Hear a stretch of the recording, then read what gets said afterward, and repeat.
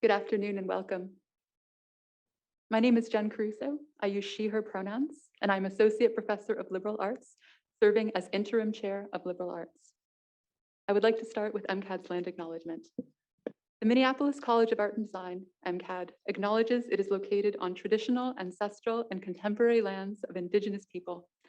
This is the ancestral homeland of the Dakota and Ojibwe people, who were forcibly exiled from the land because of aggressive and persistent settler colonialism. We recognize that this place has a complex and layered history. As a community dedicated to creativity, MCAD is committed to ongoing efforts to advocate for American Indian nations and peoples. Thank you so much, everyone, for attending the MCAD Visiting Artist Series. This Visiting Artist Lecture with TJ Demos is sponsored by the John S. Slorp Teaching Fellowship and Visiting Artist Fund. John Slorp served as president of the Minneapolis College of Art and Design from 1990 to 2002.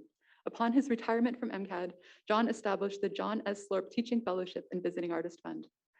Based on John's desire to enrich academic life in the MCAD community and his commitment to promoting the value of the arts, the fund makes awards to artists whose work is derived from the visual study of nature and the environment, and enabling artists of any media to spend multiple days in residence at MCAD to introduce students to new ideas and techniques that enrich the experience of students through lectures, demonstrations, and visits with classes and with individual students. Given the thematic focus of the fund, it is important to note that our inaugural speaker for our first public talk supported by this fund is visiting So Close to Earth Day.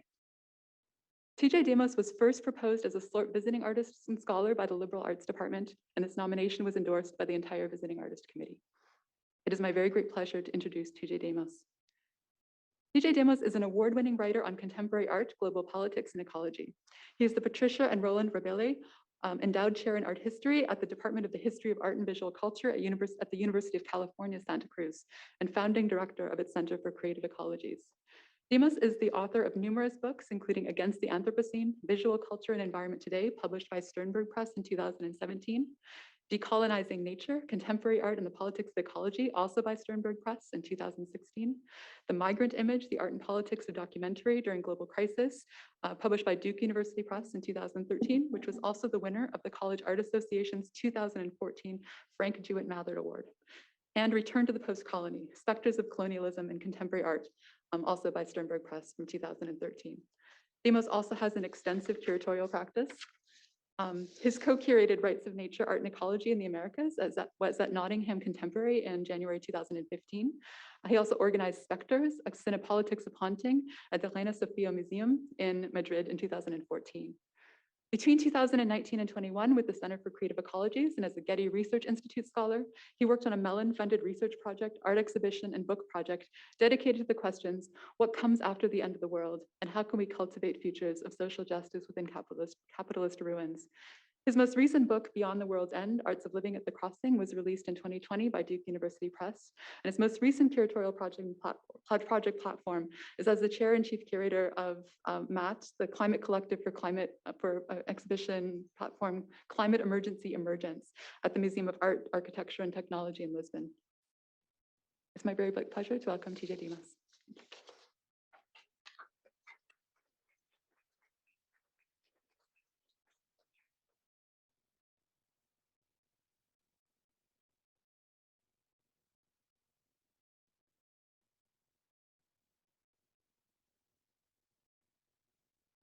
All right, thank you, everyone. It's a real pleasure to be here. Thanks to Jen, to Morgan, everyone who was involved in inviting me. It's a real pleasure and honor to speak before you. Thank you all for coming. So I'm going to give a presentation. We're starting a little late, so we might run a little bit late. But this is a presentation that comes out of my teaching at University of California at Santa Cruz. Recently, there was a call to put together a university-wide, that is across all the UCs in the system in California, to put together a climate justice course.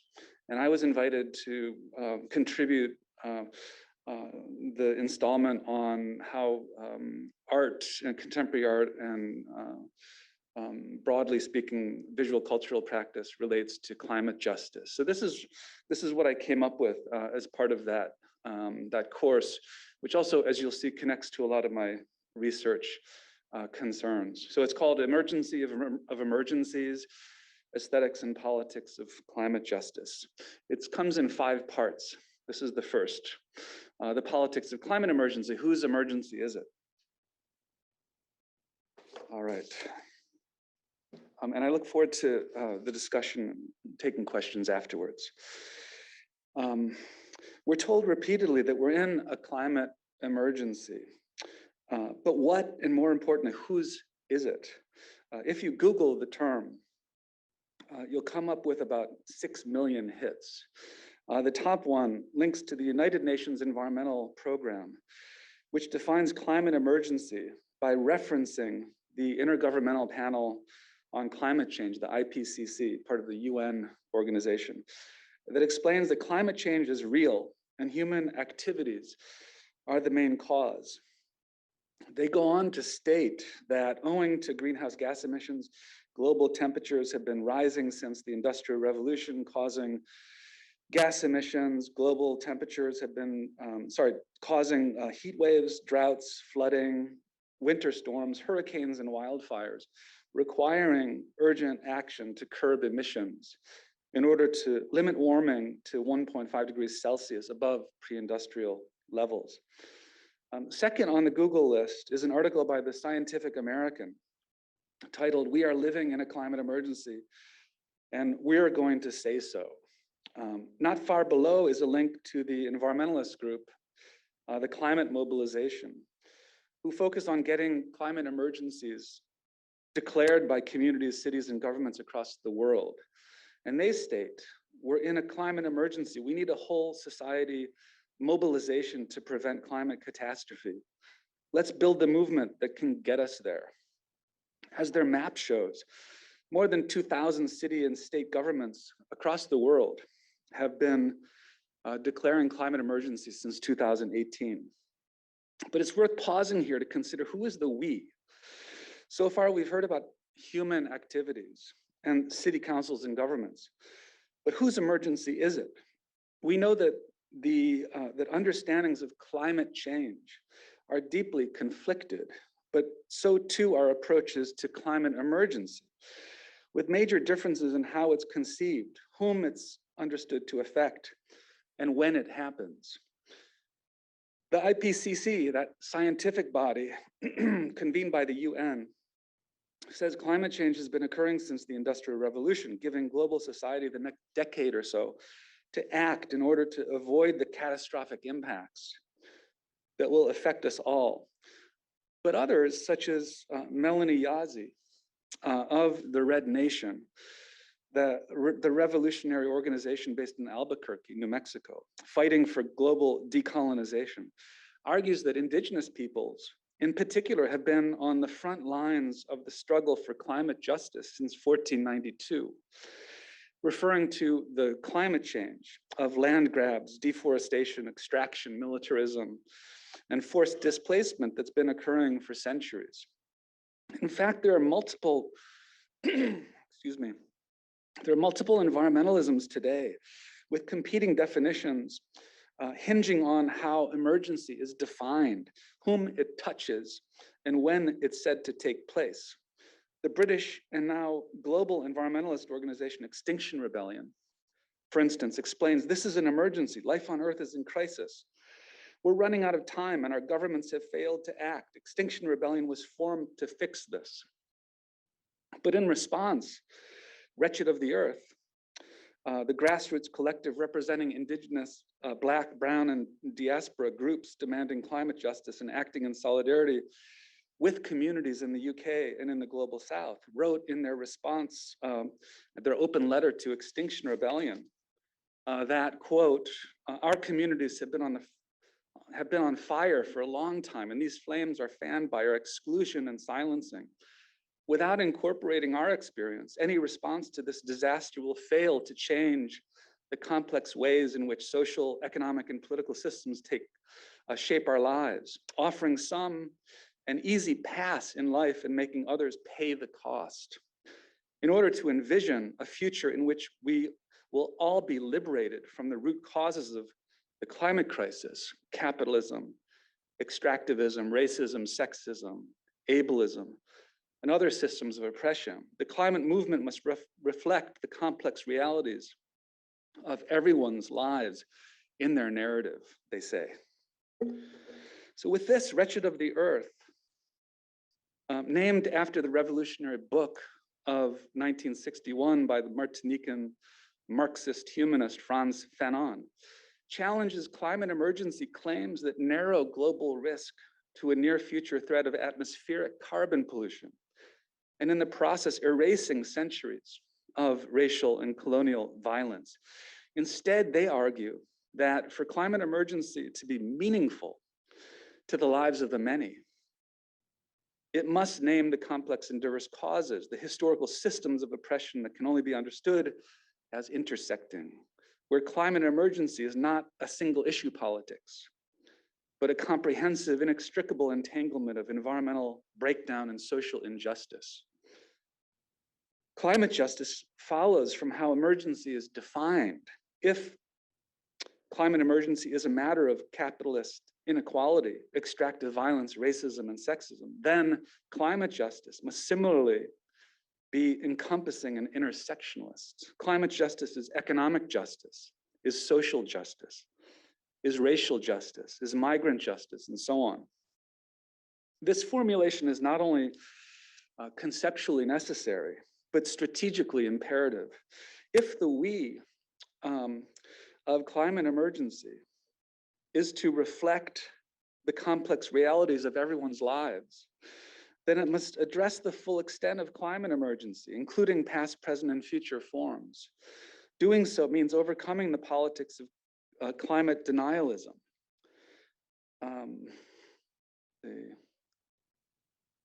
That is the denial of the human-caused climate change and the climate science that supports that conclusion, a denial aided by the manufacture of disinformation by the fossil fuel industry and their politician and media enablers. But as Kai Heron and Jody Dean argue in their recent essay, Revolution or Ruin, overcoming liberal denialism also means overcoming that which denies the capitalist causality behind climate breakdown and its class struggle basis, including its historical roots in the formation of conquest and colonialism, slavery and racism. In other words, this can't be a fight about carbon in the atmosphere alone. It's also about powers on the ground, because limiting climate emergency to decarbonization will leave systems of interlinking oppression intact. Instead, climate justice demands a radical Green New Deal, not a Green New colonialism, dedicated to continued extraction, corporate land grabs, and racial and economic inequality. So this battle over definitions and the political stakes of climate emergency is a growing concern also within global contemporary art and eco-critical visual cultural studies, especially as artists have taken up the challenge of representing climate emergency from a range of perspectives in recent years. Indeed, as my co-editors and I argue in this book, The Rutledge Companion to Contemporary Art, Visual Culture, and Climate Emergency, the arts can define a place of experimental interdisciplinary research, also speculative imagination, boundary transgressing creativity, and eco-aesthetic politics, all of which helps conceptually parse the challenges and conflicts surrounding climate emergency. So in what follows, I'll discuss three different models of contemporary art. The first, a critical documentary that scrutinizes dominant models of climate propaganda, revealing their blind spots from a climate justice perspective. The second, a forensic architecture project that investigates the ways in which the racism of plantation slavery in the southern US has transformed over time into petrochemical environmental injustice, polluting African-American communities and erasing heritage antebellum cemeteries. And the third, a modeling of indigenous futurism that imagines a coming world of climate justice in the aftermath of settler colonialism. As these examples show, critical and creative aesthetic engagements, broader than institutionalized gallery-bound art, straddle diverse fields of practice. They intervene in representational systems that help reconceptualize climate emergency. They enact juridico-political activism. They perform radical historical research to reframe the present, and practice decolonial filmmaking and speculative futurism, all to invent worlds to come, very different from the extractive present. It's clear then that climate emergency is an emergency of emergencies, as Wretched of the Earth also makes clear. In many ways, these practitioners also increasingly converge with social movements, fed up with electoral inertia, owing to the compromised status of our governmental politics, corrupted by corporate interests, leading our electeds to pledge fidelity to the donor class of wealthy corporate elites instead of their constituencies, and to enact a climate justice transition.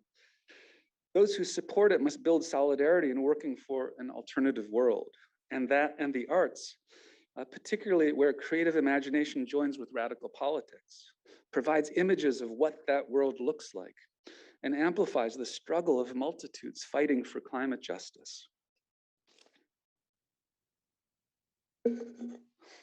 What do we call climate science that merges with politics? This would be climate propaganda. For the Dutch artist Jonas Staal, propaganda designates the performance of power, and in particular, the narrative power of aesthetic presentations capable of visualizing, staging, and performing new realities that propaganda brings about. Climate propaganda goes further in drawing nature, culture, and power into strategic alignment. And he deals with this in his recent book, Propaganda Art in the 21st Century. It came out a couple of years ago. As an extension of his artistic research practice, focusing broadly on the intersection of ecology, media, and politics, Stahl's video Climate Propagandas from 2020 comprises a pedagogical meta-documentary. Meta insofar as it subjects other documentary propagandas or dominant knowledge systems to critical scrutiny, which aids in our ability to discern competing approaches to climate emergency today. And much of the work I'm showing you can see online that's freely accessible. So I try to include the URLs whenever possible. So you can see that at Jonas Stahl's website. Specifically, it helps explain 4 dominant varieties of climate propaganda, which Stahl summarizes in his description of the video you see here. So he says, while liberal climate propaganda argues that ecological collapse is the responsibility of human individuals rather than extractivist corporations, libertarian climate propaganda considers the climate breakdown as a new resource for geo-markets and interplanetary colonization. And while conspiracist climate propaganda claims climate change is nothing but a hoax to enforce population control, eco-fascist climate propaganda takes it as an opportunity to double down on the question of who in ecosystem collapse has the racial right to survive and who does not. The video visualizes and punctuates each type, adding sequential visual frames like you see here that categorizes the footage, which includes shots of post-disaster Chernobyl, diverse natural landscapes, and clips of the reactionary political protests of anti-vaxxers, QAnon, flat earthers, and Stop 5G people. Throughout, an unseen narrator discusses each of their characteristics. By providing a structural analysis of dominant environmental politics, the video makes it easier to recognize and criticize specific manifestations wherever they might appear today. In doing so, climate propagandas provides a diagnostic lens recalling varieties of environmentalisms. The path-breaking book of 1997 by Ramachandra Gua and Joan Martinez Allier, which mapped conflicting understandings of environmental politics between the global North and South, including critical debates that took place at the 1992 UN Conference on Environment and Development, otherwise known as the Rio Earth Summit. Those debates, foreshadowing current climate emergency debates, pitted what Gua and Martinez-Alier term the ecology of affluence, associated with practices of wilderness preservation, environmental conservation, and individual recycling responsibility, reflecting privileged forms of naturalism, and against the environmentalism of the poor, characterizing the justice-based concerns over socio-environmental inequalities and extractive zones, corporate land grabs, indigenous dispossession, and urban toxicity, disproportionately affecting communities of color and characterizing disparities within and between nations in the aftermath and continuation of colonialism. These competing stakes remain evident today, best characterized by, I think, by the split between, on the one hand, green capitalism, stressing individual ethical consumption, techno fixes, geoengineering, and market-based mechanisms to facilitate decarbonization. And on the other hand, climate justice, emphasizing the necessary connection between ecology, politics, and social equity. Stahl's video provides a useful update, describing further splits within the ecology, or the ecologies of affluence. His video shows the representation prefigures solution, just how one understands climate emergency predetermines what kind of approaches one prioritizes in addressing it. What becomes clear is that in both analysis and remedy, each of these four dominant climate propagandas discussed in the video is ultimately either deeply inadequate or completely inequitable and even dangerous. For instance, liberal climate propaganda, perhaps the most dominant mode of mainstream climate emergency, calls for decarbonization, attributing the situation to the generalizing we of universal culpability, and therefore absolves extractive corporations, and more broadly, the system of fossil capital, from their outsized role in climate breakdown. Libertarian climate propaganda characterizes the billionaire-driven plan to colonize outer space, and the Ayn Rand-inspired seasteading movement, which hopes to establish wealthy floating maritime settlements that transcend national jurisdictions, in part to elude taxation. But both ignore how their escapism is premised on the ecosystem breakdown that results from their freedom-seeking but responsibility-denying predatory behavior, which is bound to repeat itself in the next cycle, for instance, on Mars. Meanwhile, the conspiracist climate propaganda of so-called anti-vaxxers, QAnon, Nazi hippies, and flat earthers critically disavows science in the name of independence, even while their irrational social formations pledge slavish allegiance to right-wing political and economic agendas. And eco-fascist climate propaganda sees humans as the virus. Their white supremacist ethno-nationalism justifying social Darwinist exterminism as a solution to the overblown claims of unsustainable population growth and the paranoid fears of out-of-control migration. This was dramatized in the infamous official Trump War Room re-election video, reappearing in a viral Reddit thread, which placed the face of the then president on the body of Thanos from the superhero film The Avengers, shown annihilating half of all humans, including all democratic opposition, a clip of which is included in Stahl's video. Actual cases of environmental politics may not always be so pure as this, but in general, no matter their differences, the one thing that these models of climate propaganda all share is the idea that climate breakdown should never threaten the ultimate priority of economic growth, a principle that continues to be asserted year after year at the highest levels of global climate governance, most recently at the 2021 meeting of the COP26 in Glasgow. This is the UN Climate Summit. Or as Stahl's video puts it, there's one conspiracy that remains real, but goes largely unaddressed as a kind of criminal normality, according to the video, namely the conspiracy of political and economic forces, along with associated legal institutions that support what the video calls racial capitalism, as is explained in this brief passage that I'll play from the video. There are no conspiracies. The real conspiracy, a conspiracy of ideas that is out in the open, remains unaddressed. Namely, it is the conspiracy of political and economic forces whose short-term benefits and privileges are inherently structured towards racial capitalism. It is a conspiracy translated into the primacy of private property as it functions within the legal and political apparatus. The change of climate could be our opportunity to transform this bare conspiracy, which maintains our criminal normality, yet the conspiracists propagate the anti-globe of the alt world instead.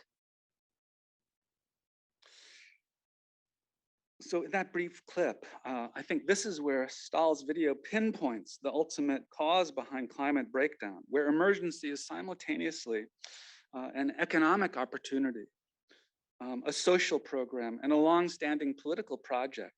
As a key term within the Black radical tradition in the US, stretching from some such revolutionary figures as Frederick Douglass and W.E.B. Du Bois to Angela Davis and Bell Hooks, racial capitalism is summarized by Charisse Burden-Stelly as a racially hierarchical political economy constituting war and militarism, imperialist accumulation, expropriation by domination, and labor super exploitation, one that has long dominated Euro-American modernity and informs current global arrangements.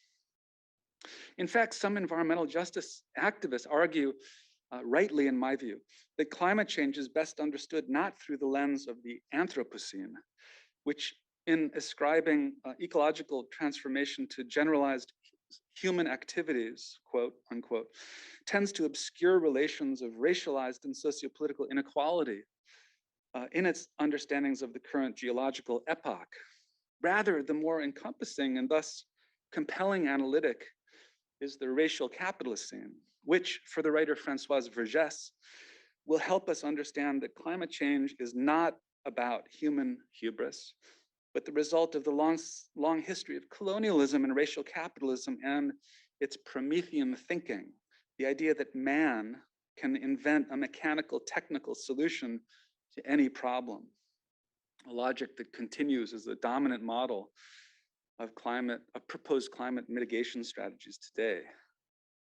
In the last section of Stahl's video, the narrator asks, what would it mean to overcome this climate destroying system? According to the voiceover, it would necessitate a great transition, liberating the agencies of ecosystems, changing the climate through planetary wealth redistribution, economic system change, embracing degrowth, and enacting racial and colonial reparations, all key components of a social justice-based environmentalism of the poor, including more than human multi-species beings. But how we actually stop the ongoing violence of climate breakdown, driven by endless wars we're seeing in Ukraine today, and the militarization of life, the insatiable growth economy, fossil fuel and renewable energy extractivism, and sociopolitical authoritarianism is never quite addressed. Indeed, there's no easy answer here when political systems are gridlocked, when corporate greenwashing abounds, when climate governance makes endless non-binding resolutions, and when social movements, protests, climate strikes, and boycotts are systematically ignored. That said, Stahl does address these challenges elsewhere, bringing the aesthetics of political critique, as we've seen in the video climate propagandas, to a kind of prefigurative institution building with this piece, The Court for Intergenerational Climate Crimes from last year. Designing the project with the international law scholar Rada D'Souza, they collaborated with a host of international climate justice organizations in creating a speculative juridico-political framework, a kind of climate justice theater. This is the website for the project, to hold perpetrators responsible for climate chaos, targeting various transnational corporations based in the Netherlands where the project took place, including the weapons manufacturer Airbus, the fossil fuel and extractive financier ING, the polluting industry Unilever, and the Dutch state for perpetrating intergenerational climate crimes. The court included citizen juries and testimonials from international frontline community representatives over a period of 4 months, kind of model of social practice-based art. Still, even while actually existing law doesn't at present offer much recourse to hold perpetrators responsible for their world-destroying actions, art provides spaces like this experimental forum where justice can be imagined, readied for a time to come when legal recourse may well be possible to actually hold culprits to account. And in the meantime, it provides a site where we can participate in the building of social movement power to support a great transition. Another compelling project, and one that also straddles the divide between activist artistic practice and climate justice legality, is this one, Environmental Racism in Death Alley, Louisiana, from 2021 by Forensic Architecture and Imani Jacqueline Brown, the lead researcher, which offers further insights into the environmental implications of racial capitalism. Forensic Architecture is a research agency based at Goldsmiths, University of London, that investigates human rights and environmental abuses, including violence committed by states, police forces, militaries, and corporations. They work in partnership with institutions across civil society, including grassroots activists, legal teams, international NGOs, and media organizations, with many artists being part of this as well, carrying out investigations with and on behalf of communities and individuals affected by conflict, police brutality, border regimes, and environmental violence. With the Death Alley project, Forensic Architecture focuses on the petrochemical corridor along the Mississippi River in Louisiana, between Baton Rouge and New Orleans, where hundreds of industrial plants are based, as is diagrammed in this useful map by Kate Orff as part of her and the photographer Richard Misrach's Petrochemical America project. Where in this version of the map, they show all the situations along the Mississippi River where corporations are producing these chemicals that are often leaked or dumped into the atmosphere, ground, and river.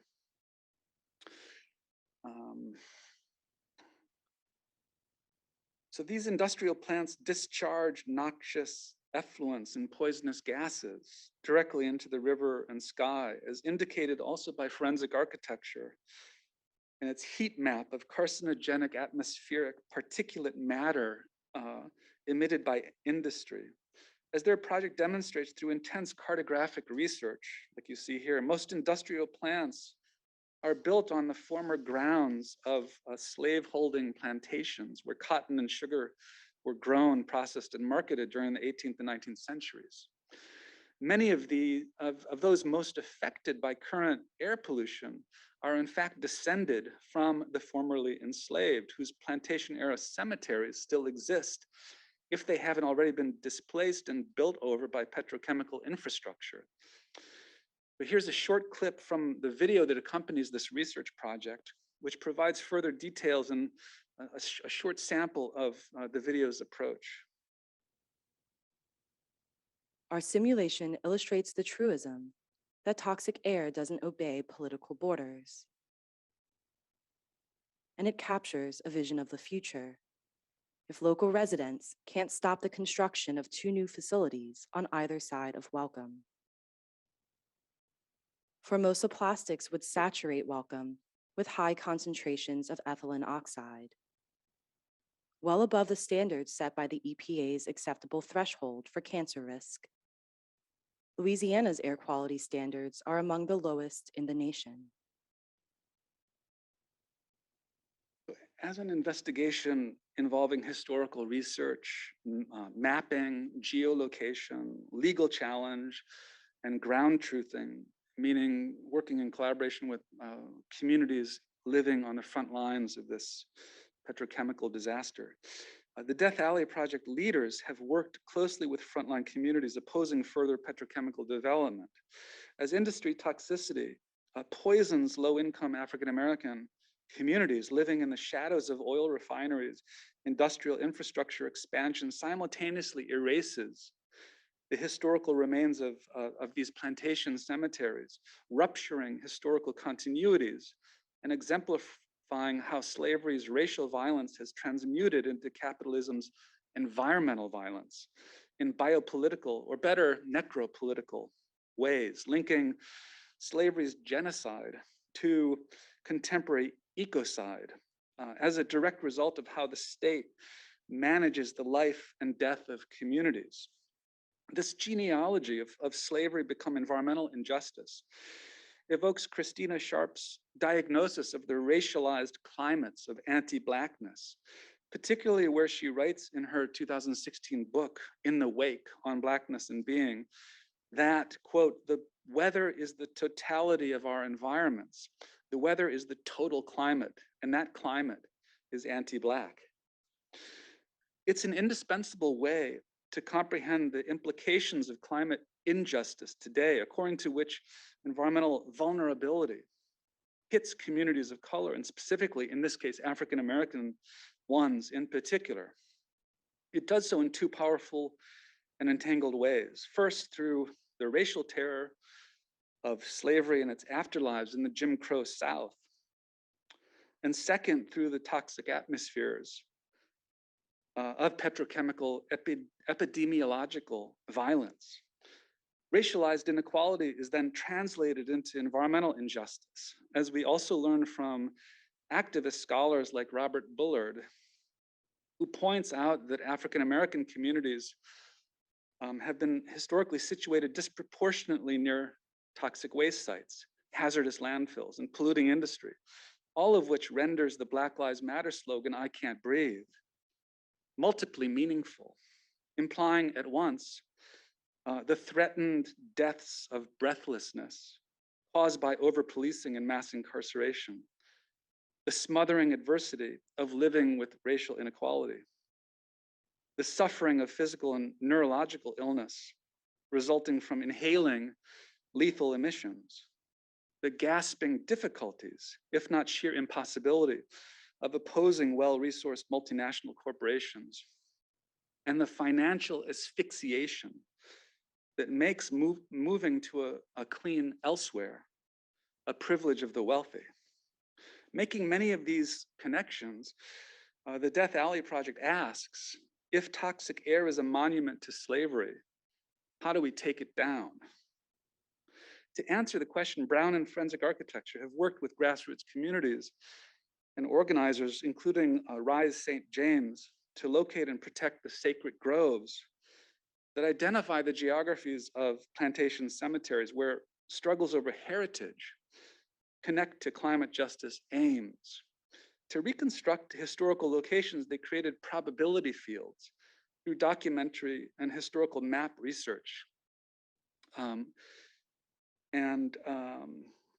Using cutting-edge technologies in spatial and architectural analysis, including such computer technologies as 3D modeling, pattern analysis, remote sensing, fluid dynamics, and cartographic regression.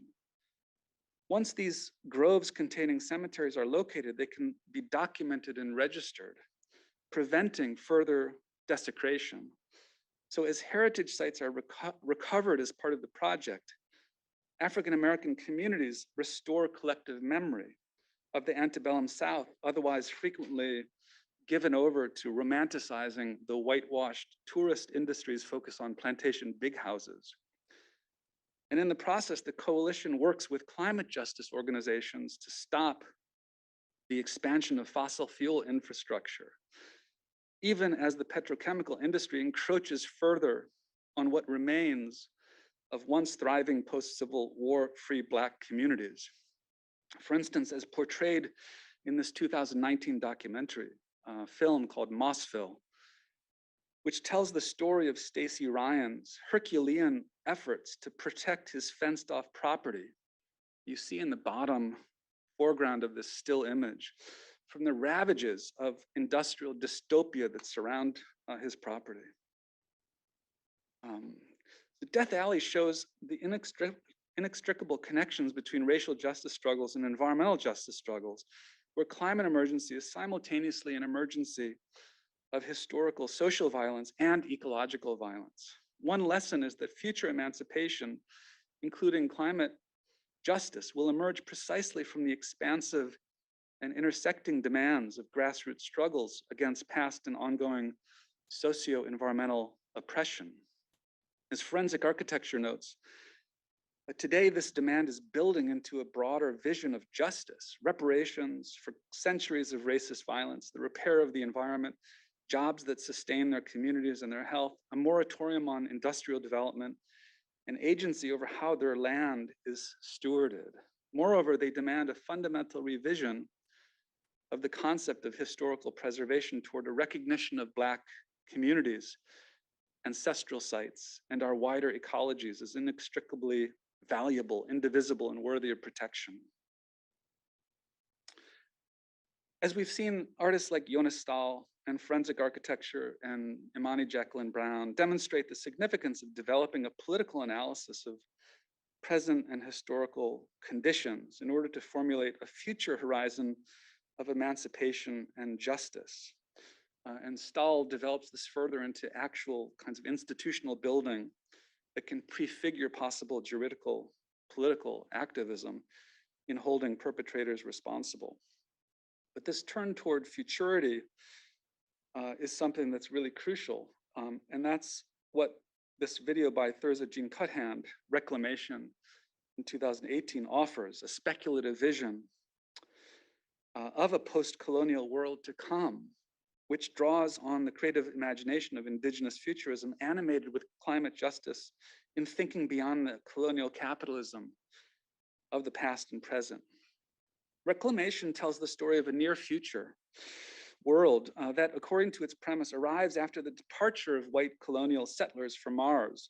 In many ways, it resonates with the current billionaire space rush of the likes of Elon Musk and Jeff Bezos, with the goal of colonizing outer space and eventually establishing human settlements, including on the red planet.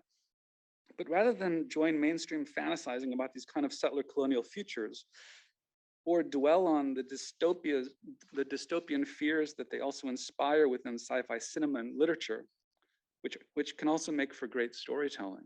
Cuthand's video attends to the broken earth left behind in such scenarios, an earth nearly destroyed by centuries of extractive violence, mindless consumerism, ecocidal warfare, and fossil fuel modernity. It's that nearly dead planet that in her tale is left to indigenous survivors who, finally liberated from colonial domination, set to work to repair and reclaim their planetary homeland. As a kind of documentary of the future, the video presents a few survivors of this time to come who talk about what life is like or will be like as they're freed not only from widespread environmental destruction, but also from colonial oppression, consumerist waste, the alienation of screen-based media, and the subjugating social codes experienced as dispiriting queerphobia, heteronormativity, and anti-indigenous racism. You can't Google life, one of the characters explains, as they describe in this next brief excerpt from the video how settler colonial exodus has gifted a natural world to reconnect to through environmental cleanups and organic agriculture, while the responsibilities of living, such as childcare, are collectivized within a post-money, post-capitalist economy. So much to this planet that there'd be no way for us to fix it.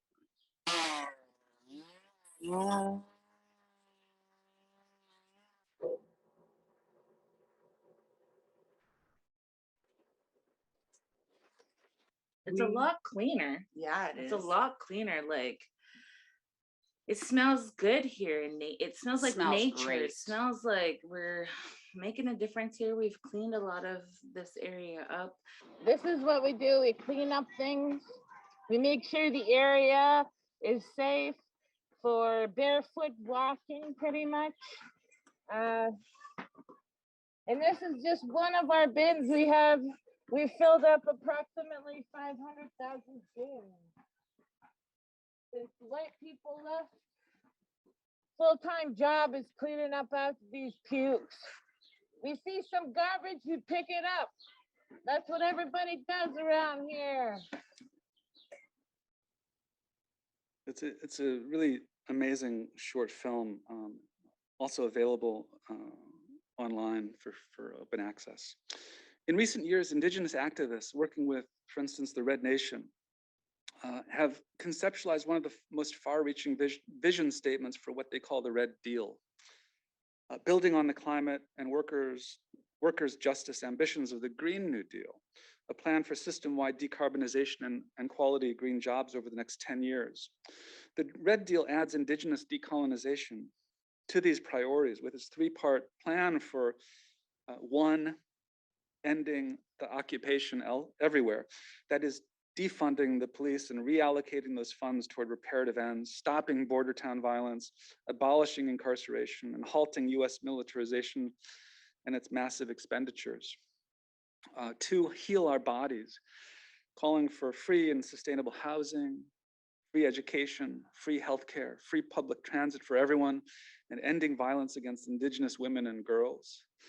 And three, heal our planet, meaning clean, sustainable energy, agriculture, land, water, air, and multi-species caretaking for a common future for all.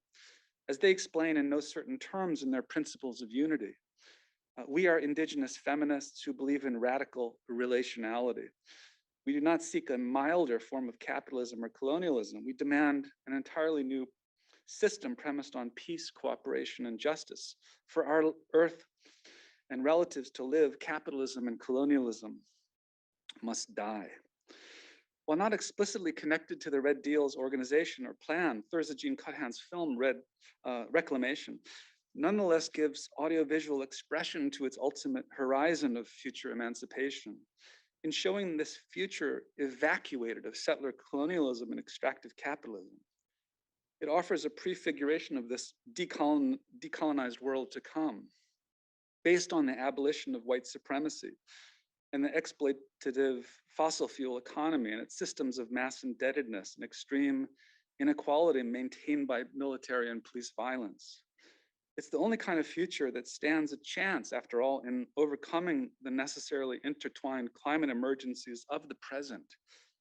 And to get there, it calls for multiracial solidarity, going beyond the subjective, restrictive fidelity to settler colonial identity. And indeed, in viewing reclamation, in entering into its otherworldly space and time travel of radical imagination, non-Indigenous folks like myself experience the abolition of their own subject positions, leaving us too with a sense of liberation. As the Red Nation explains, the Red Deal is red because it prioritizes Indigenous liberation on the one hand and a revolutionary left position on the other. It's simultaneously particular and universal because Indigenous liberation is for everybody. Am I okay with time for a brief conclusion? Okay. Okay, great. So these, this final section is concluding. These pieces that we've been looking at address ultimately what climate justice is, which according to the Climate Justice Alliance is that which is inextricable from and best addressed through social, racial, economic, and environmental justice. That basically describes eco-socialism's political project dedicated to equity, justice, and multi-species flourishing beyond racial and colonial capitalism. As such, many eco-socialists argue, for instance, those of the Democratic Socialists of America, DSA, that there can be no meaningful social justice and therefore no climate justice within the dominant economic framework of capitalism. That is because capitalism's fundamental laws of motion, which prioritize the endless accumulation of value above all else, but devalue those who produce it, laborers, and destroy the resources that it ruthlessly exploits, nature. Any meaningful definition of justice includes the intrinsic values of fairness and equity, but it's precisely these qualities that are trashed by the commercialization of social relations and the commodification of land. As Harastier explains in her overview of the dominant political economy, this is no accident. Capitalism is not designed to meet human need. It's designed to generate profit. This means not only robbing workers of our humanity and life, but also the soil, the air, the planet. As capitalism prioritizes maximizing profits, it lacks political will to transform production with cleaner and less hazardous methods. Just as there's no incentive to raise workers' living standards by sharing profits.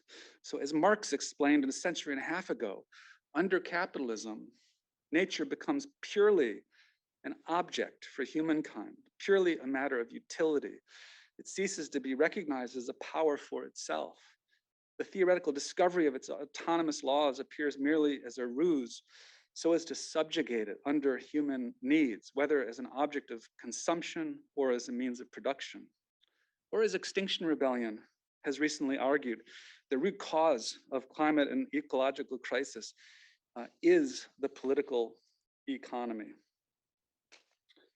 In a compelling recent essay entitled Climates of Capital, the philosopher Nancy Fraser argues that climate justice must be anti-systemic, that is, anti-capitalist, and trans-environmental, looping in the inextricable economic and socio-political elements of the present crisis. Trans-environmental concerns for her include livelihood insecurity and denial of labor rights, public disinvestment from social reproduction, and chronic undervaluation of care work, ethno-racial imperial oppression and gender and sex domination, dispossession, expulsion, and exclusion of migrants, militarization, political authoritarianism, and police brutality. Opposing all of these interlinking formations and their basis in racial capitalism must be the overarching goal of comprehensive climate justice. Fraser recognizes that capitalism is never not racial, as Ruth Wilson Gilmore argues. And according to the Red Nation, it's never not colonial. The only real option in addressing climate emergency is addressing it as an intersectionalist emergency of racial and colonial capitalism and thinking beyond the dominant economic regime. As Charisse Burden-Stelly contends, the resolution to racial capitalism is anti-racist socialism, which ultimately, I would argue, also means eco-socialism. Once we allow climate emergency to be an emergency of atmospheric carbon alone, we've lost half the battle. So the artworks and films I've presented today are fighting that battle for trans, environmental, and anti-capitalist climate justice. And there are many more. Drawing on innovative and experimental aesthetic forms, these artistic practices provide audiovisual approximations of this comprehensive approach to intersectionalist climate justice, one extending the reach of decolonization and abolition, and offering the experimental spaces where we can see and feel what climate justice means. In their most ambitious and cosmopolitical sense, they do the work of building new worlds beyond the deprivations of the historical present. These projects show what a socially equitable and ecologically sustainable future looks like, each in the process providing a compelling climate justice political analysis. But we know that's still not enough. The real challenge is in actual socio-political and material transformations, requiring doing the work of building power, because we know that transnational corporate and elite political interests are invested in the status quo of fossil capital and will use everything at their disposal to prevent meaningful change. Artistic practice, whether as the representation of politics, for instance, showing alternative possibilities, or as the politics of representation, inventing new imaginaries for relaying experience, will not be enough to overcome these vested interests, which is why I think increasingly it's necessary to consider art as an expanded field of engagement, intersecting and collaborating with and connecting to social movements dedicated to social transformation. Whether it's the climate justice organizations that Jonas Stahl connects to with the Court for Intergenerational Climate Crimes, or the decolonial indigenous politics that Thurza Cuthand animates and which aligns with the struggles of the Red Nation and Idle No More, or the Black Lives Matter framework of racial justice and grassroots environmental justice struggles that infuse forensic architecture's Death Alley project. These and growing numbers of artists today are not only imagining worlds of just futures, but also working with social movements, legal activists, and political organizers toward realizing them. As Cuthand's reclamation shows, we have little to lose: a polluted planet of colonial violence, racial oppression, and the impoverishment of the many, but a world to win. Thank you very much.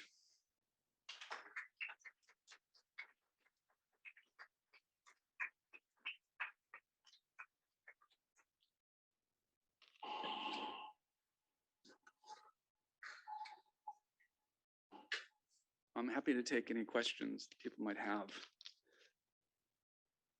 Thank you so much. And I'm also moderating the chat. So for this question and answer portion, as the moderator, I invite you, if you're online, to ask questions either through your mic or through the chat, and I'll amplify and read those aloud.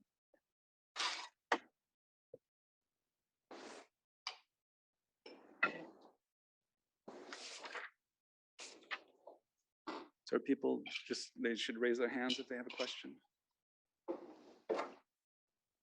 Yeah.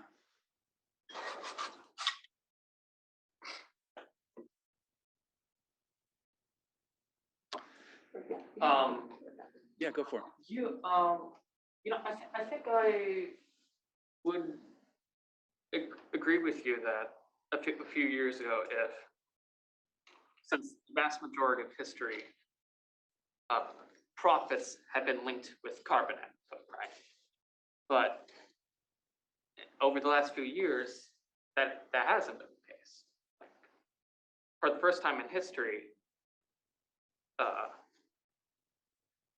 profits have been decoupled from carbon output by a number of EU and Western countries, largely due to the efforts of, I believe you would call them either libertarian climate businesses or free market climate businesses, whatever you'd like to call them. There have been companies who have been engineering trees so that they suck more carbon out of the atmosphere. Engineers have been developing technology to suck out carbon in a different way. Right now, this year, it was either this year or the last year, where the first time in history, nuclear physicists for the first time have been able to get more energy out of fusion than they put in. The wealthiest man in the world is working on, has an electric car company that's pretty good. So considering that right now, that profits have been decoupled from carbon output, this was achieved using free markets. Like no state forced these people to do these things. They did it because they wanted money. Yet there hasn't been a Marxist state who has even come close to this, or my question to you is, how can, considering this, how can you say that we should move on from capitalism, even though that Marxism hasn't achieved this yet? I think the decoupling thesis is fundamentally false. It's an ideology of green capitalism, and it's simply a fiction that wants us to believe that it's possible to arrive at technological solutions and to decouple economic growth from carbon impacts. And it's simply false. I mean, if you look at the countries, if you look at the carbon budgets and emissions worldwide, they continue to go up. And it's basically, I think it's beyond argument that we're entering implacably toward a climate disaster future. And that's defended in UN-supported climate science broadly. And this came up in the last COP as well. That specifically Marxism. I think, for instance, the Red Nation would argue that they like to talk about indigenous communism. So that would be like thousands of years of sustainable living that was not bringing the world to the brink of disaster. So I think eco-socialism would be, and I think it is, I would argue, the only possibility for rescuing ourselves from fossil capital. Yeah, but we've also seen communist states be responsible for ecological disasters. I Sure. mean, look at But those wouldn't be Marxist or communist states. Those would be like counter-revolutionary Stalinist authoritarianisms or state capitalism like we have in China today. Like they're, you know, it's difficult to answer given the lived conditions of actual existing states dedicated in name to communism, but we're really betraying the whole political and economic system of what that was supposed to mean and could possibly still mean today. At least that's the argument that I'm presenting. And I think Red Nation backs this up in really amazing ways. Check out Hadas Tier's book, because she provides some like response to kind of those libertarian green capitalist claims. And also like some of Black Lives Matter or Movement for Black Lives ecological positions in relationship to capitalism. There's lots of critiques though of this delinking thesis that comes out of largely like eco-modernist claims. Is there a state that the Red Nation cites that go along with, like? Not a state, but indigenous nations. Okay. Yeah. I- Thanks for the question, though. Where can we There's- find the information in this or like links to these works after this? Will those I had included them on like in URLs in the presentation visually. So, but if you didn't catch those, I don't know if I think there's a recording of this as well. So it should be on the recording. Otherwise, you could Google the artists' names and the pieces and find them. It's not too difficult to find them online. Thank you so much. Sure. I was just wondering, so since you kind of began crafting your research for this class, I mean, much has changed in the world with the war in Ukraine. And so I was just wondering if you could, which is largely seen as a war over fossil fuels, when you look at the billions of dollars that Europe is spending on fossil fuels from Russia. But can you talk a little bit about how it has the kind of current events, how does that change your thoughts on this, or has it really solidified your perspective on eco-climate justice? It really solidifies it. I mean, it's just more disaster within the conditions of the dominant economic regime. And one thing maybe that has gotten newly highlighted is the role of militarism in all of this. We know that, you know, when it comes to, like, for instance, again, the claims of making progress on climate solutions through decarbonization, for Right. instance, at the UN Climate Summit, right? When nations make non-binding promises and make claims that they're reducing their carbon budgets, it's important to note that national military security is not considered or registered within climate budgets at all. And the US Department of Defense, for instance, has a climate budget that's bigger than many nations worldwide. It's the biggest institutional carbon greenhouse gas emitter globally. So this is, I mean, it reinforces my argument, I feel. The argument of Red Nation that demilitarization has to be key within any climate justice proposal. And it just shows how you know, the dominant, ultimately capitalist response to climate emergency is to lead us toward a disaster of a militarily defended world of borders and protected spaces of privileged people, while consigning the rest, the majority of populations, to scenes of disasters. We're seeing in lots of border zones today. I mean, if we want to look at what the future, one very dystopian future looks like, we can look at the US, the southern border, to see the actual scenes of climate refugees and climate chaos. So it's really confirmed. I think it's confirmed the thesis. Mhm. Yeah. I would really love to hear your thoughts on like,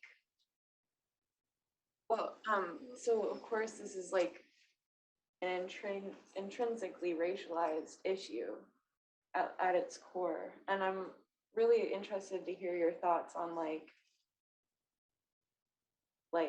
acknowledging like I'm a white person in a majority white institution, and like how do we, I think there like you can encounter this worry about wanting to be involved and like wanting to help, but like wanting to speak up without speaking over anyone. So what are your thoughts? How do we navigate this? How do we get involved while being responsible? Yeah, that's a great, important question. And for me, like it's something I've been thinking about, as many people have in recent years, as we've confronted what I think could be called a kind of liberal identity politics, which enforces forms of racial and gender-based divisions, identitarian separations, as if it's difficult to think and act and enter into solidarity with others beyond that, beyond those identity categories. And I think this is a divide and conquer tactic of ruling class interests to keep us separate. And I think it's really incredibly destructive. That doesn't mean we should ignore forms of inequality and social privilege.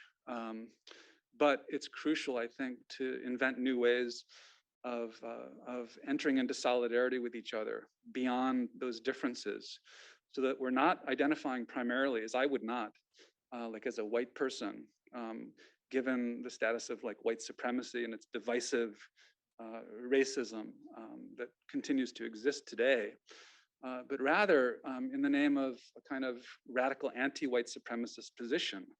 I think like there's a number of resources that I think are really important here. One is, for instance, the Black queer collective, the Combahee River Collective, that was writing in the 70s about how we should think of, we should find our identities in our politics, not our politics in our identities. I think that's a crucial distinction, something that people like Angela Davis talk about today. There's a great book by Assad Haider called Mistaken Identity, where he talks about how identity gets in the way of politics when it comes to asserting and apologizing for one's privilege continually. And so that's a great book that really helps with this politically. And then another one is the work of Olufemi Taiwo, his last name Taiwo. And he wrote this essay called Being in the Room Privilege, which talks a lot about like the dangers of what that position leads to when we're asked, not that you were asking this, but when sometimes we're asked to articulate privilege, to step back, to allow others to speak. And he says in some scenarios, according to him, and he's a Nigerian American, African American philosopher, he says that it can lead to a kind of moral cowardice, meaning a refusal or a deference, an epistemic deference to taking a position. And it can, in the worst cases, excuse people from responsibility for their privileges in a way, and responsibility towards solidarity with others. Because ultimately what we should be working for is collective liberation, which is why I love how the Red Nation writes about this. when they say indigenous liberation isn't just for indigenous people, it's for everyone. Or when Black Lives Matter, like Alicia Garza writes, when Black women get free, we all get free. I think this is true. This is the basis of my politics. I think it's really crucial. Again, how can we develop forms of multiracial solidarity to overcome the kinds of, ultimately the promises of like green capitalism, that promises technologies of decarbonization, but don't say anything about forms of racial, ethnic, gender-based sexual inequality, oppression and violence and racism. So that's a great question. I think it's really important to think more about.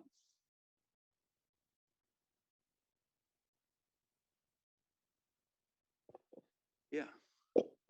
So people have like certain wants and needs, like maybe a new phone, or they need like medicine, and these require industrial processes to make. So how would your, or like the Red Nation, for example's methods solve this wants and needs that require industrial processes? Yeah, I really encourage people to read the Red Nation's plan for a Red Deal, because they answer questions like that. It's basically, instead of spending trillions of dollars on the military and policing, we can take that money and redirect it toward addressing people's needs, people's collective needs. And in some cases, according to a sustainable future, maybe we don't want some of those technologies that depend on extractive violent processes, right? We need to completely rethink the way we live, right? As we're reaching 7-8 billion people on planet Earth currently and in the near future, it's simply, ultimately, possibly not possible that we can depend on the kind of technologies that some of us have access to today, that could be generalized to everyone on the planet. But they have really concrete proposals for how we could move in that direction. It's not like very complicated on that level. What's the problem? The main problem is the political barriers to doing this. And the reason is basically our forms of governance, our political electeds, as we've seen recently in the failures of the Biden administration. They're in the hands of these industries, of corporations and fossil fuel interests that want to continue the status quo, even if it means the destruction of our future, of our collective future, in the name of short-term profits. It's an intrinsically evil system. And I think this comes out clearly from a range of different perspectives, from the Black radical tradition, from indigenous decolonization, from eco-socialism, from Marxist ecology. And I think that's really, the answering your question on a practical level is not very difficult.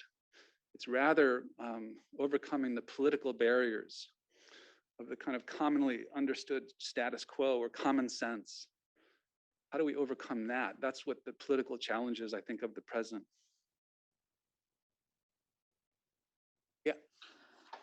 I'm sure, like as a teacher and doing these talks, you've probably, I would say, like maybe met a lot of young people who feel very hopeless and very almost doomed, I would say. And I think as a young person, I could speak for a lot of people my age that there's a lot of, I guess, just lack of hope for the future. So I'm curious to know, I mean, you might not even have an answer to this question, but how do you suggest like people our age, like college students, kind of go on when words like disaster, extinction, doomed, or like you just said, like living in a evil political system where it feels like we could be literally just like shouting at the top of our lungs and there's just like, there's no change, there's nothing happening, and it feels very like what are we supposed to do a little bit? So how do you suggest we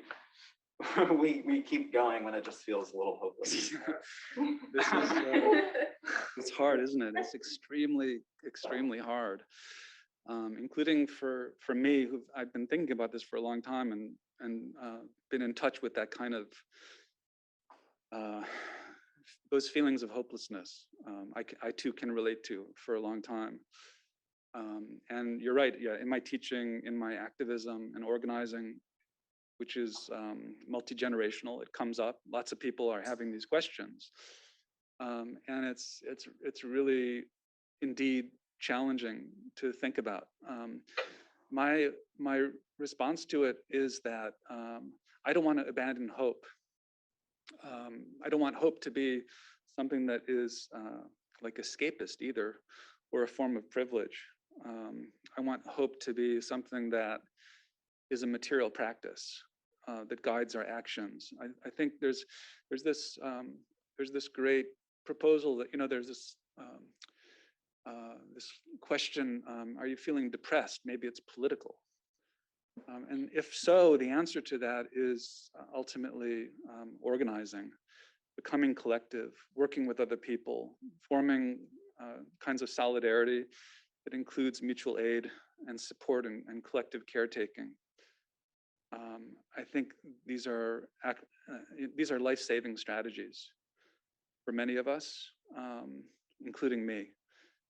And once we abandon ourselves to hopelessness, I think this is generally a kind of reactionary politics that one falls into, that ends up enabling basically doing nothing, or becoming increasingly complicit in the structures of violence as they exist. So I think, you know, hope is something that people can have in the most debilitated, oppressed forms of life as well. There's this project by Jackie Sumel, who's an artist. She works in collaboration with people, you know, on death row. And she designs with them collaborative gardens in the shape of their prison cell footprint. And for instance, she's worked with someone in San Quentin, a guy named by the name of Timothy Young, designing a garden. He's been on death row for 20 years. And through this practice, it's opened up a form of life-saving hope for him against hope, like a kind of hopefulness, a hopelessness that I think few of us can even imagine, right? But hope can be something that's life-sustaining in the unlikeliest of circumstances. But for me, I think of it as something that is a material practice that guides activity, and that even like if you read someone like Chris Hedges or others, it's something that we can continue to practice even when we're assured of failure. I think that's the kind of ethical horizon of hopeful activity, that it's something that can guide our actions even in the face of likely failure. I don't think we can do anything else. I mean, that can keep us alive, and hopefully, or through a kind of pessimism or pessimistic hopefulness, this can actually lead to forms of transformation. Thank you. Yeah. I want to speak to that and say there's a lot of hope in some of the things that you presented, like Rise St. James, and they're fighting for environmental justice, the Red Nation. That's all very hopeful. Yeah. So you can be part of that. You're not exterior from those things. So I think the question is how to get involved. Yeah, absolutely. I totally agree. I didn't mean to.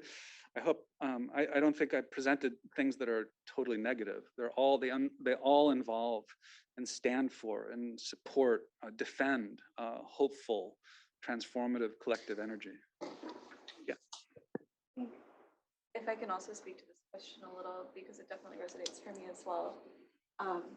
There are two things that I think can be really cathartic when thinking about this, like how we're confronted with media all the time. It's like we're doomed.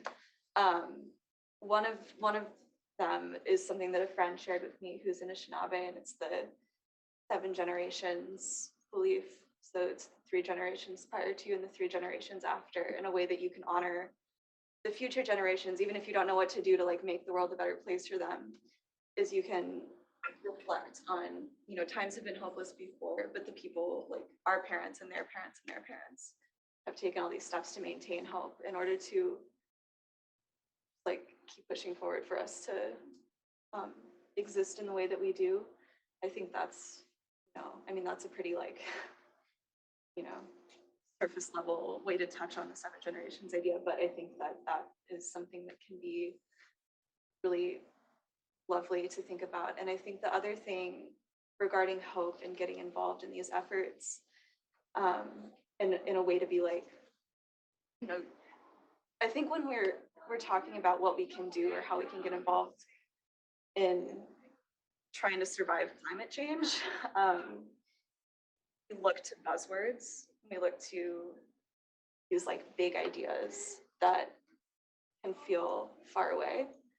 But you don't have to be doing mutual aid with a capital M, capital A.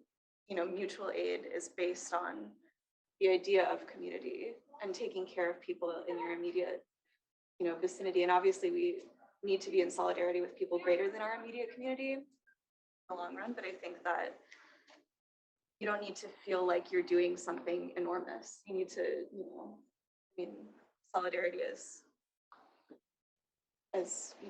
personal. It should feel meaningful to you. Those are things that I feel guide me when I feel really hopeless about environmental issues. Yeah. Hi there. I think you mentioned the failures of this current administration, and I think we can all agree that the government is relatively inconsistent when tackling climate change as an issue, right? We've had it seems like every election is like it flip-flops between them somewhat caring but not really doing anything to them not caring at all.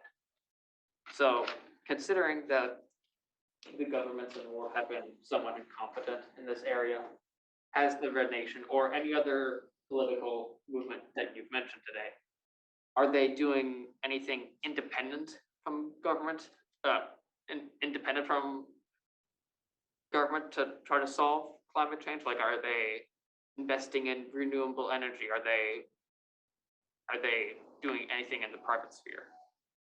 Yeah, there's a lot of examples of that, of small-scale, regional, community-based kinds of approaches to living otherwise. Like there's the ZAD, the Zone à défendre, or the Zone to Defend in France. It's the largest autonomous zone in Europe. And they're basically trying to live a post-capitalist life.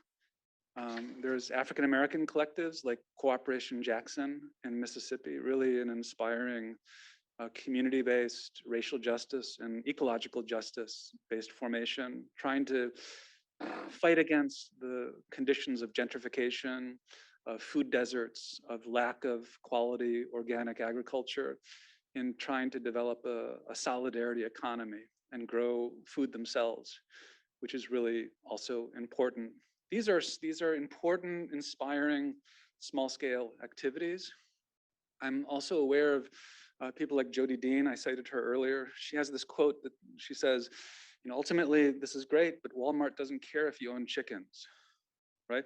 Still, I think I totally support these initiatives and try to live green and contribute within my own local context, including my work with the Eco-Socialist Working Group in Santa Cruz.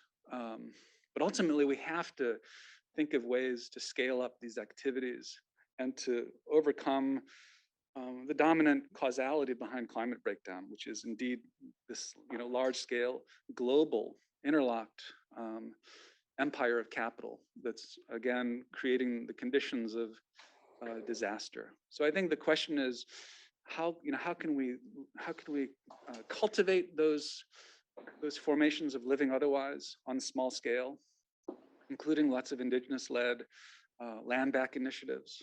How can we integrate them and network them and scale them up to the point where they become actually politically transformational? And we're seeing some hopeful or pessimistically hopeful signs of this, even within the ranks of electoral politics, with some political figures from Cory Bush to AOC who are trying to make progress and get the government at these levels and internationally as well to think about issues of environmental and climate justice. So there are, it's an ongoing conflict and there's lots of complexity, but there are signs of possibility at the same time. Yeah. I've just been thinking about the answer that you've given me, and I'm not sure if I entirely agree. Lowering the military budget would reduce carbon emissions to an extent, but it wouldn't reduce carbon emissions of, like, again, your everyday common good, like the seat, for example, that I'm sitting in. And the other answer of you might have to give up some of your common goods, like your phone, for example. So that's just an easy example. A lot of people use phones for other purposes than just like entertainment. My mom lives in the US, but her family lives in South Korea. The other alternative would just be sending a letter. And that alternative could take even more carbon emissions because they'd have to go on an airplane or a boat. So I'm not sure if I entirely agree if it would just be political, because a lot of people would have to give up a lot of things, and I'm not sure if the populace would be for that entirely. Yeah, if politics is ultimately the collective organization of our resources in living in common, then those decisions would be, I think, ultimately political. But just to say, I respect your disagreement, whatever the case, I'm not claiming that I know all the answers anyway. I would argue against precisely that kind of claim. I think this has to be a collective decision. The problem is if you look at the institutions of climate governance globally, like the UN Climate Summit, this is profoundly hierarchical and exclusionary. The people are completely excluded from those forms of what should be collective debate in coming up with realistic, meaningful, equitable plans for the future. Plans do exist. I think like the Radical Green New Deal, the Red Deal, the Black, Green and Red Deal of the Movement for Black Lives. There's lots of proposals for how we might develop a roadmap for what some call a great transition, which is what we need to enact. What that would mean on like very specific levels. There's lots of discussions about this. So I would recommend like checking out some of those proposals. But again, any proposal is going to be to some degree schematic, and it should depend on creating a new kind of organizational structure in which we can all participate to some degree. I mean, that kind of politics has yet to be invented in some ways. Something that's truly democratic, that's inclusionary, and that is equitable. But that's itself an area that artists like Jonas Stahl, for instance, and others are themselves thinking about. Like, how can the art of organization be developed politically? Because we're dealing with systems, as we know, that have been defined by historical forms of the ruling class that have been embedded and have emerged and come out of incredibly violent histories of genocide, of colonialism, and the like, right? So we're the legatees of those systems. How can we reinvent them? Like what's happening right now in Chile in terms of inaugurating a constituent assembly to rewrite the political constitution of the nation state. What if we did that in the US? That would be amazing. I mean, I can't imagine that happening. But this religious respect for our constitution that was founded in conditions of indigenous genocide and anti-Black slavery is absolutely unsupportable. So we should have, like, imagine a constituent assembly for our collective future. And I'm sorry, we're going to have to stop the conversation just because individual artists in their studio visits today, and I just want to make sure they get there on time. But thank you so much for the rich conversation today and being so attentive. I don't think your mic is on. Yeah, your mic's not on, Jen. Okay, I'll have to start again. I just wanted to say thank you so much, everyone, for the rich conversation. I know that as soon as we start really talking and have, and suddenly we start to kind of form a moment where we suddenly start to speak, it always feels like we have to end. But I do know that what's good about this this fellowship is that that Demos is on campus for the next couple of days. So what's nice is that there's the opportunity to kind of engage in more conversation. But on that note, we actually have to get to the MFA studios to make sure that we can do the studio visit. So thank you so much for your time and attention today. There were so many references made, and I know there's some interest in sort of like tracking some of those things. So let's try to make sure that we kind of get some of that information, all those particular reference points, that people sort of have those in front of them. Thank you so much for your time today. Yeah, thank you, everyone.